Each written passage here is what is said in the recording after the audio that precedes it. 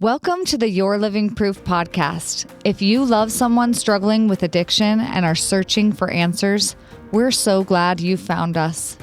Families are the cornerstone of long-term recovery, yet they often go unsupported. Our mission is to strengthen and support this vital but often overlooked part of the addiction recovery process. We're here to help families understand what their role is and isn't in this journey. Addiction deceives and takes everything you're willing to give. But if you know better, you can do better. And we're here to help you do just that. If you're asking, how can I help my addicted loved one? This is your community. If you enjoy watching podcasts, be sure to subscribe to our YouTube channel. For more support and resources between episodes, follow us on Instagram at Your Living Proof or visit our website at yourlivingproof.com. Hey, everybody. Welcome back to another episode of the Your Living Proof podcast. Hey, guys. So happy to have you guys join us again for another heavy topic. It's Jeez. true. I'm like, hi, guys. We're actually lighthearted people. I want you to know that. Well, sometimes we take ourselves serious a lot. I know, but like, I wish we could get on here and talk about like nutrition, exercise, our sex life. hey, I want votes on who wants an episode about perimenopause, and I'm serious. It might be harder to untangle that topic than it is addiction. No, but I do think that there are so many women listening that are struggling with that.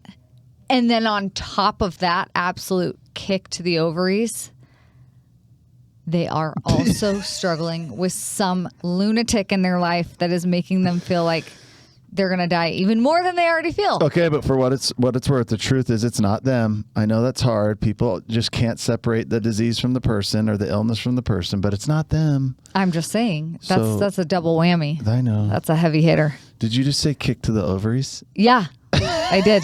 And I meant it. I did. One day we will. We could come in here and talk about a topic that's lighter, that's more lighthearted. Mm-hmm. Might If you be guys easier to talk about. want that, let us know. I would beg to differ, though. We're getting old enough and life happens that we're probably like 30% silly and 70% serious. Yeah, that sucks. I represent the 30, though. I'm the funny one. Oh, okay. Ask his kids that Oh question. my gosh, they'll agree too. It's just it's not as much as they'd like. Mm-hmm. So anyway, that's how we kind of preface this topic, because you know what? It's a heavy topic. Yep. But it's so important because it's at the heart of, honestly, every single person listening that this is it. It's a topic that no one else is willing to talk about. But it's an absolute controlling, dictating emotion that every family deals with. Whether you are a spouse, a parent, a sibling, grandparent, without a doubt, the number one emotion, thought, fear that drives all of your actions, reactions. What if they die? Yep. So today we're going to talk about that fear that sits beneath every one of your sleepless nights.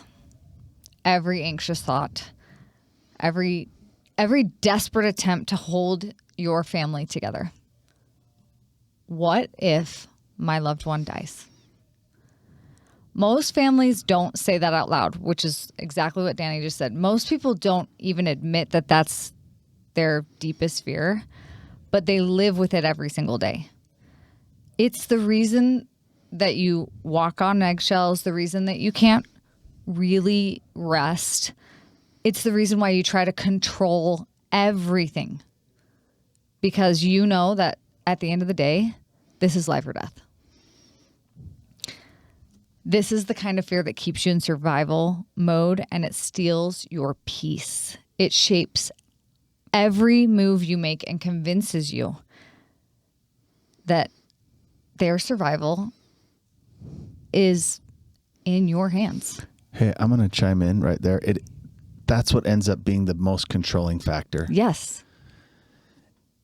All of your effort, wherever you caught them in this, right? Wherever you entered this situation, whether it's towards the beginning or it's at the tail end of this, along the way, all of your effort of loving, helping, protecting, wanting to support, wanting to do the right thing ended up resulting in you living in that place. And it's this fear that dictates everyone. Yep. So in this specific episode, we're going to give you the language for that fear and that space to breathe, but we're also going to help release you of that responsibility. Amen. For someone else's survival while still loving them fully and living your life, even if the worst were to happen. Okay? That's what we're doing today. You don't have to be paralyzed by this fear anymore. That's the purpose of this episode. And stop denying it. Yeah. Like every family has it, whether your child or spouse is an alcoholic, you still have that fear. Whether they're using illicit hardcore drugs out on the street and it's become obviously life or death, it's a fear. But everyone has a fear right along the way, regardless of the progression of their addiction. So maybe you check your phone constantly. Maybe every time you get a phone call, your heart stops. They just dread looking at the phone. Yeah. I mean, totally normal, though. Maybe you imagine someone knocking on the door to tell you that, they found your loved one. Maybe you've even walked through the funeral in your head. Like maybe you've already kind of coached yourself through that experience because you feel it's imminent. Or had a nightmare of finding them unconscious. Yeah. I mean, the thing is you don't want to think about it, but you've already thought through all of it.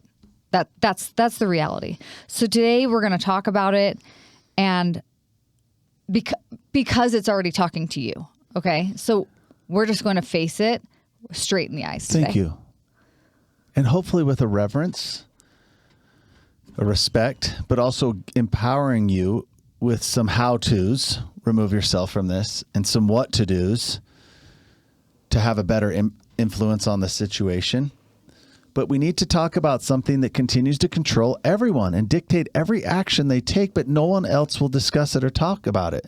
Right. It's actually, a big mantra we live by is our secrets keep us sick.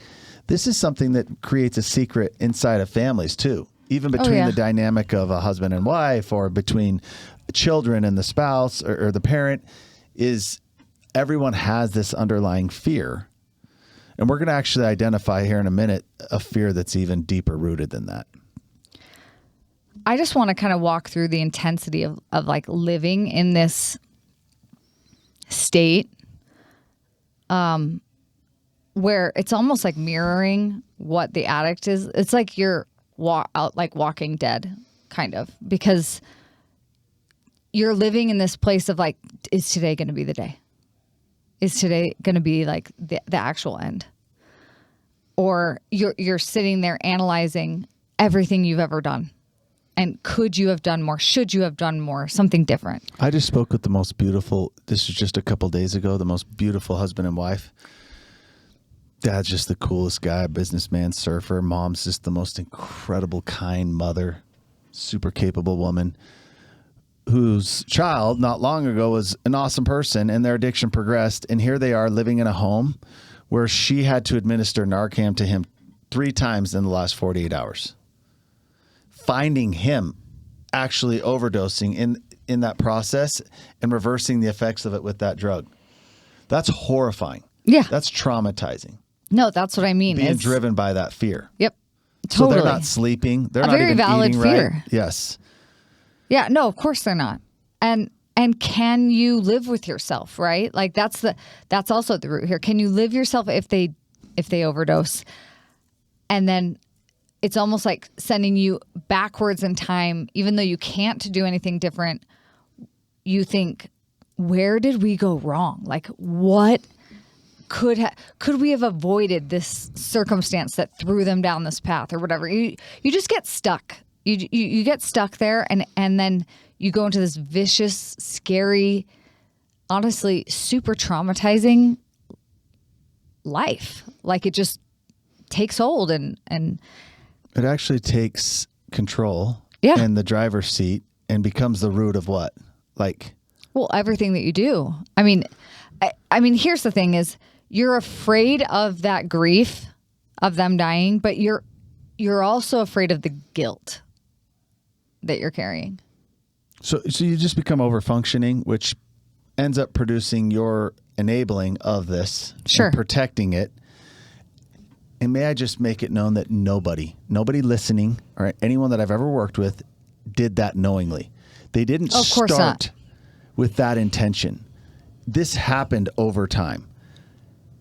In the beginning, you saw things clearly. You had a standard. You had what you would tolerate, what you wouldn't tolerate, what you would accept, what you wouldn't accept. And then over time, we just end up tolerating and accepting things that are unacceptable. We end up doing things we never should have, which only protects and safeguards the addiction itself. Can I just get into a few things real quick? Yeah, please. So if that's the case, what is it that you can and can't control? You've probably heard this phrase. It's one that we share often in our programming groups, that there's the 3 C's, which you didn't cause it, you can't cure it, and you can't control it. But you can, if you don't recognize this and pivot out of it, you can make it worse. That's the huge one. So unfair. Yeah. It's so backwards and unfair. Telling people like you, for the record, the reason why we do a podcast like this to empower families is most of you still have your wits about you. Yes. Although you're exhausted and overwhelmed, a little bit lost in the process, most of you are able and willing to hear these things. Those in addiction are not. So right. Trying to speak these principles to those in addiction is a waste of time.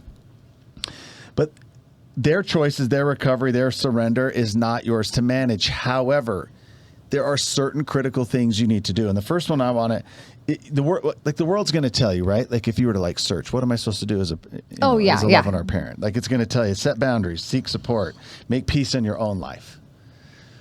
Later on in this episode, we're going to give you the practical what to do's that the world isn't offering the family, so that all of you are able to somehow detach yourselves from emotionally.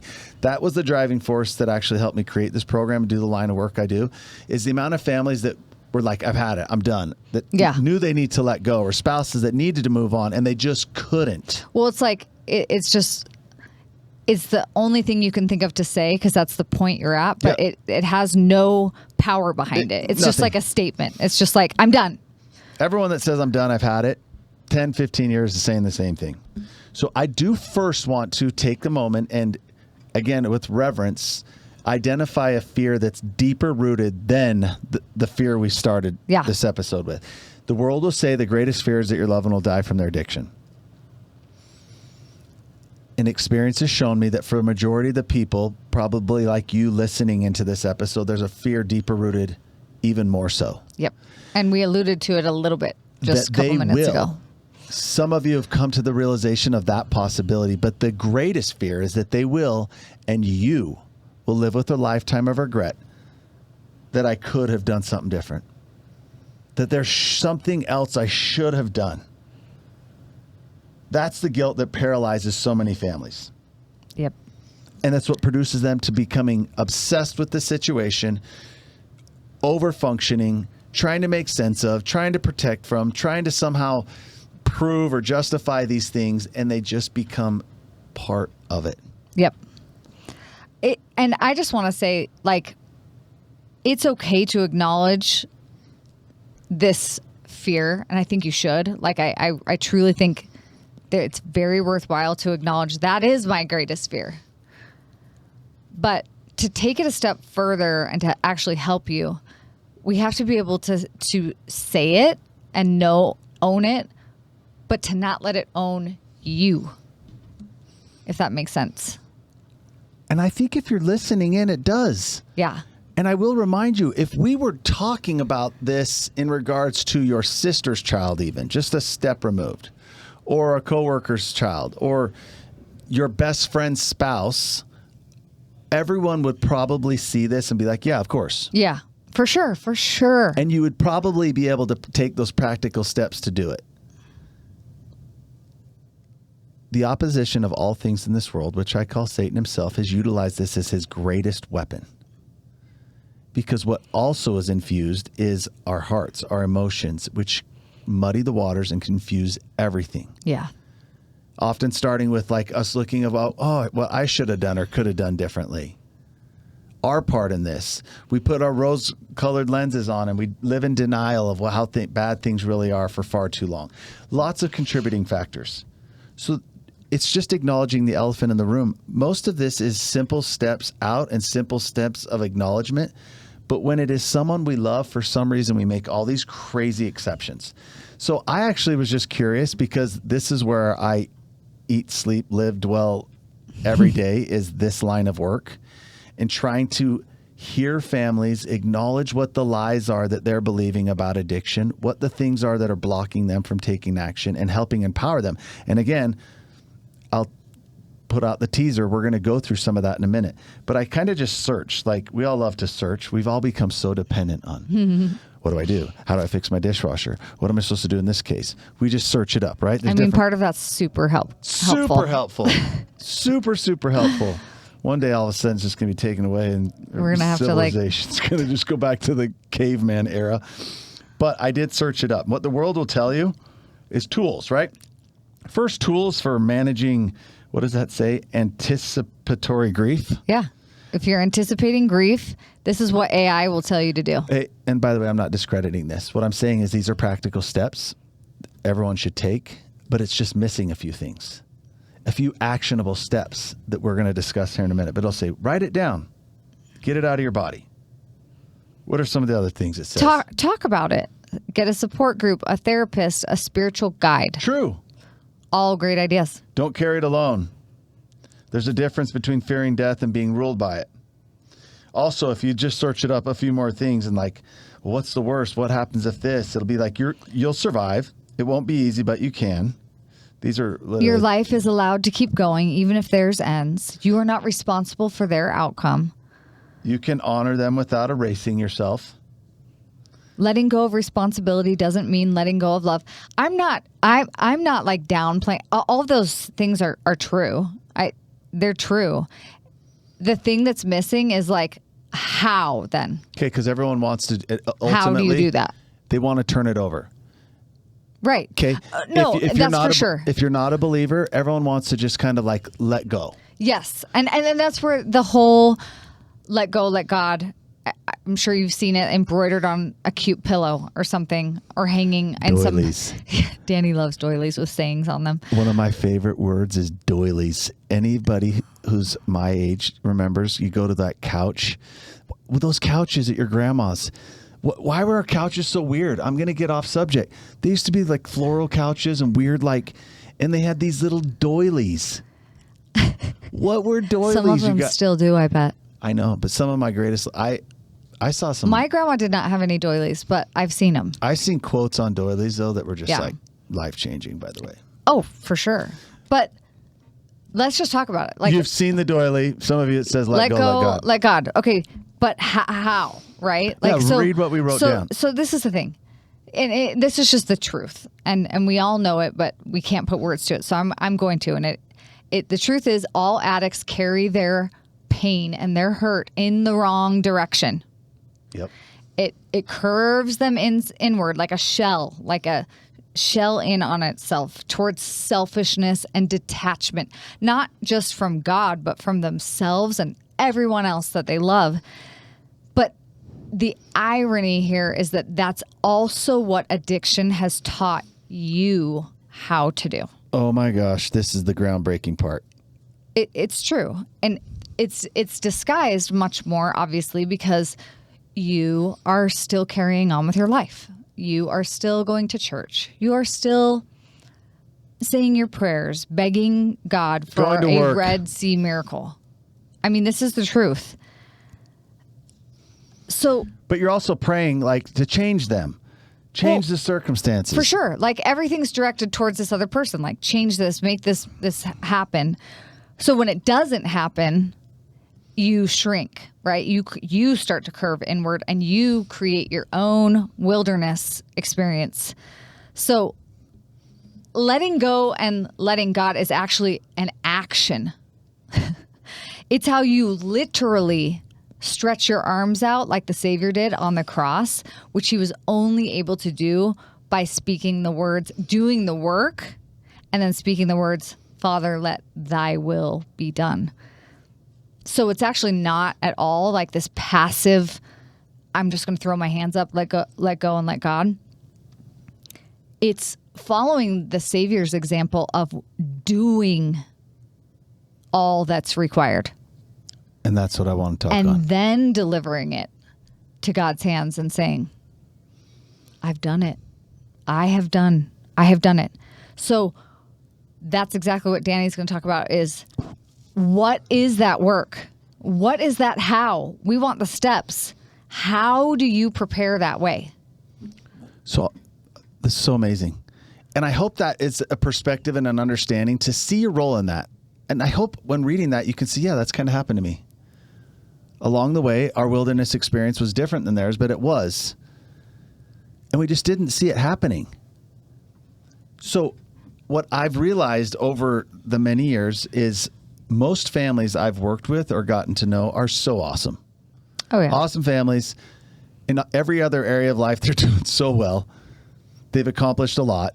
Highly educated, great people, like every one of you listening, trying to make sense of this crazy situation that doesn't play by the rules, right? We all know addiction's the only fatal illness on the planet that doesn't play by any rules.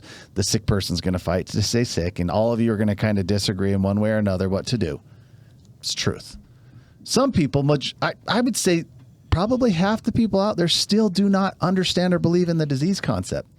They don't realize that over time, this is something we talked about in groups today, that over time, your loved ones' poor choices transitioned from choices to a loss of agency and a neurological rewiring of their brain. A lot of people can't even accept that. Yes. So what I've realized working with a lot of these families is, in order for families to remove themselves from this hell, to separate themselves from blame, denial, stigma, fear, list could go on, they've got to take practical steps. And especially for those of you families that are believers, for us to let go and let God, we have got to demonstrate our faith in action. So what does that mean? There's a lot of groups and programs out there. One of my favorite groups that's worldwide is Al-Anon. It offers a space and a place for families to come and to be heard, to seen, to gain strength from other people. In our faith, the LDS faith, there's ARP programs for families, addiction recovery programs for families. All of these offer a lot of good support, but it does fall short when it comes to what those actionable steps are that families need to be able to say, I did it. Okay? That is so hugely important, because I think people actually do sometimes wonder, like, how do we feel about ARP and Al-Anon? And I'm always like, oh my gosh, they're amazing. Like, we're so blessed to have these resources, like truly miraculous, honestly, that on any day you could go and pick all these different meetings that you could attend. I'm not trying to minimize them in any way, but I guess what you just said is so critical, which is none of those meetings are teaching actionable steps on how to do these things. All right, here it is. Drum roll, moment of truth. All of them do come to a point to teach you, educate, support you, and then the option is to love. Where I've witnessed the challenge in that is these families are never able to separate themselves from this. Yeah. And without taking these actionable steps, which are super scary and super hard and impossible to do on your own, individuals like your loved ones lost rarely, if ever, have a legitimate chance. So what is that? Okay, cut to the chase, Danny. Let me just give you the answers. Well, we've created a program that walks and supports people through every step of this way, because just listing them out is great. But understanding how to do them, how to apply them, what to happen when it doesn't happen, what to happen if this happens is impossible unless you've actually experienced it on your own and witnessed it with hundreds of other people. But here's the blueprint. You prepare a legitimate plan. When a family finally surrenders and says, okay, and this is what some of those programs are great. A family finally says, okay, guess what? We're going to stop keeping this in-house. We need help. We go out and we open up as a family. Hey, someone in our home is suffering. We need help. Huge step. Second step is preparing a plan. This is where most of the world's failed. They abandon, they kick out, they cut ties with a sick person. You need to go figure it out. You need to get your act together. They're going to have to figure it out. They believe in that lie, the greatest lie. I've drilled in your heads over and over the years of doing this podcast. The greatest lie about addiction is that they have to want it for themselves. That's garbage. No one in the history of mankind has ever just woken up one day and started the process of healing because they realized they needed to improve their life. Well, they might want to, but they'll quit in never 2 hours. Every morning they wake up and want it. They just won't ever make the choice. Someone or something else has to intervene. Now, in order to stay in recovery, they're going to have that change of heart. Okay. So what happens here is families just do this and they are expecting a sick person who you cannot comprehend to the depths of how sick they are, no matter what you think. Just own it. And you're expecting that person to just go put together a plan. So acceptance, surrender, get help. Then we create a plan. You also educate yourself to remove the uniqueness of this. All the things that you're believing that are holding you hostage is only learned with a professional and in a community where you hear the same failures in other people. Sometimes that's what it takes for even the most brilliant and stubborn of dads to do. But to remove the uniqueness. Okay, this is an illness. It's a disease that affects everybody the same over time. Our family, unfortunately, is no different in this case. Even though we think we're different than everybody else, we're not in this case of what it's going to take to heal. So you're educating yourself, and then you begin a process of healing on your own. This right here is where the vast majority of people I've encountered over the last decade fail. Unwilling, they can't recognize it, doesn't even make sense that they have healing of their own to do. So all of these steps right now, you can clearly see that was not step one, because no one's going to even start looking at themselves or beginning to heal themselves until they've done a few of those other steps. But when you start to heal yourself and you've done the other things, then you start to understand boundaries and the difference between threats, requests, and boundaries. You start to educate yourself on what steps forward look like. Okay, now that we've gotten this far, now we're starting to understand, oh, this is what my loved one's going to have to do. Oh, okay, here's what my role is going to be in that. Oh, here's how we navigate through that, which we teach every step of that way in the program. There's lots of different tools and resources given to navigate that part. We learn how to put these boundaries in place and hold them accountable, and we ultimately take action as a family. All of this produces this opportunity to finally look at things different. And instead of, like we said at the beginning, allowing fear, that fear of them dying to dictate everyone's responses and reactions, the greatest honor I've had in this line of work is watching families come together, and I get to see it every day. Despite what happens with their loved one. Ironically, majority of their loved ones start a path to recovery, but some of them don't. And to see a family surrender, say help, come together to understand this, put a plan in place and recognize the resources needed to help. The whole family understands what we're doing. We start to all speak the same to the disease. We all start to understand it the same. We all start to have the same unified boundaries. And what was once driving us apart because some of us were pissed off, some of us were scared, some of us felt bad for them, is now creating this thing that's bringing us together. That's the first miracle I get to witness with every family who comes into the program. And it's such an honor to see. Having once been an addict myself and wreak havoc on my family and everyone around me, that's the unfortunate part about addiction. Yes, it has hold of someone, but what it's doing to that family is so unacceptable. And that's where we have control by taking these first few steps. And then, believe it or not, now we have a unified front. We have a gift that we are preparing for our loved one. And if anything, if it doesn't course correct their life, it removes all of us and removes that ultimate fear of, man, is there something else I could have tried? Or is there something else I should have done? That's the goal. But stop trying to do this on your own. The big first part, did you hear what it was? Is a family surrenders and says, we need help. Please help us. Isn't it ironic that that mirrors the behavior which you hope your loved one follows too one day? They go to a program and the first thing is they're like, oh my gosh, my life's become unmanageable and I'm powerless and I need help. I hate Satan and I hate what he's found in this weapon to just infect individuals for one way or another, whether it was out of a stupid choice or a trauma they experienced in their life, and then slowly just infects everyone else around them. We can do better. We can. It's actually I was thinking this morning, such a beautiful path to be on with these families, because they feel so defeated and hopeless against this monster of a disease. But there truly is so much power when a family gets united and understands the actionable steps to take, like not soothing thoughts or actions. It's actual steps, even terrified steps, to move forward and actually battle. I mean, battle hard.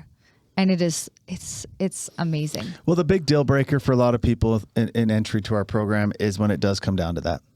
Because all the preparation is to help you put in place these boundaries that create an opportunity, and they're scary. Yep. But here's the alternative. Can we just say it for what it is? If families don't do this, then they just live in that place of acceptance. Mm-hmm. They learn to love differently, but their hearts are invested the whole time. They're continually drugged down. It's in constant, nagging, ongoing negative effect in the whole family, and it doesn't need to be. It's something I shared in group today. I'm going to share right now. The healthy version of your loved one, I don't care how lost they are. I don't care what they say. I don't care how controlling, manipulative, and they may speak otherwise. Their actions speak otherwise. The healthy version of your loved one, down the road, healed from this, would want the same. They would not want this affecting you. They would not want this weighing on your heart. They would not want you living in this constant fear. They would want you to do this for yourself, even before it had an opportunity to help them. Oh, amen. I know that's true. Should I close this out? Let's close it out. I'm going to close this out with the serenity prayer for families. God, grant me the serenity to accept that I cannot change other people, the courage to change the person that I can, and the wisdom to know that it is me. Thanks for supporting us, for sharing these podcasts. It means the world to us. Thank you.